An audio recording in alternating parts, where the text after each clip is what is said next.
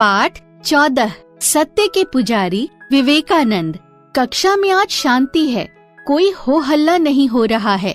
इसका कारण ये है कि अभी अभी हिंदी के शिक्षक सभी को डांट कर गए हैं।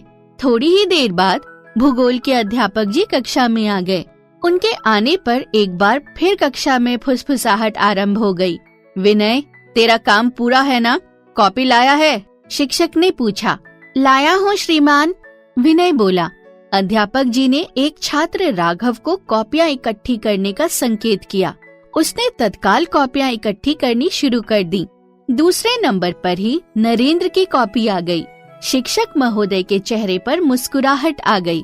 बालक नरेंद्र उनके चेहरे के भावों से कुछ अंदाजा लगाने का प्रयत्न करता है। शिक्षक महोदय ने बालक नरेंद्र से पूछा, फ्रांस की राजधानी का नाम बताओ। नरेंद्र नाथ ने जवाब दिया, पेरिस। एकदम गलत, एक बार फिर सोच कर बताओ। नरेंद्र ने आराम से उत्तर देते हुए कहा, मेरा जवाब एकदम सही है श्रीमान। अध्यापक महोदय का स्वभाव उग्र है। उन्हें कोई पलट कर उत्तर दे, वो उसे सहन नहीं कर सकते हैं। वो नरेंद्र पर चिल्ला उठे, बेवकूफ लड़के, मुझसे बहस करते हो? फ्रांस की राजधानी कांस है। बालक नरेंद्र को अपने लिखे हुए उत्तर पर पूरा विश्वास था। वो पुनः बोला, श्रीमान, मेरा जवाब एकदम सही है। ये सुनकर शिक्षक महोदय को क्रोध आ गया। वो ऊंची आवाज में बोले, शिक्षक के सामने जबान चलाते हो? तुम्हें शर्म आनी चाहिए। कक्षा में सन्नाटा छा गया। लड़के सोचने लगे कि नरेंद्र नाथ की अब पिटाई होने वाली है। बालक नरेंद्र ने फिर कहा, श्रीमान, यदि मैं आपकी बात पर यकीन कर लूं, तब भी फ्रांस की राजधानी पेरिस ही रहेगी। ये जवाब शिक्षक महोदय के लिए असहनीय था। उन्होंने नरेंद्र को आगे बुलाया और कहा, हाथ आगे बढ़ाओ। नरेंद्र की हथेली पर 4-5 छड़ियां पड़ी। शिक्षक महोदय ने फिर पूछा, अब तुम्हारा क्या जवाब है?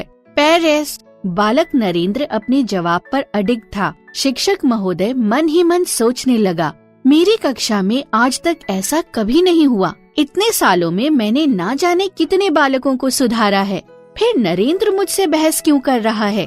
क्या मेरा जवाब गलत है? सत्य मनुष्य को ताकत देता है। वो कुर्सी पर बैठकर भूगोल की किताब में उत्तर देखने लगे। उन्हें अपनी गलती का एहसास हो गया। अब शिक्षक महोदय नरेंद्र से बोले, नरेंद्र, मुझे खुशी है कि तुमने सत्य का साथ नहीं छोड़ा। तुम्हारी इसी दृढ़ता ने मेरी भूल का सुधार किया।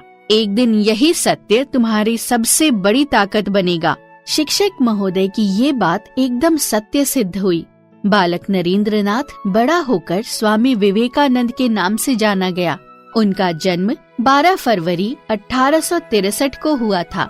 इनके गुरु श्री रामकृष्ण परमहंस थे, जिनसे प्रेरणा लेकर विवेकानंद ने वेदों का प्रचार किया। उन्होंने विदेशों में भी धर्म के सही स्वरूप का प्रचार प्रसार किया। देश के प्रति उनके मन में भक्ति भाव था। 4 जुलाई 1902 को उनका निधन हो गया।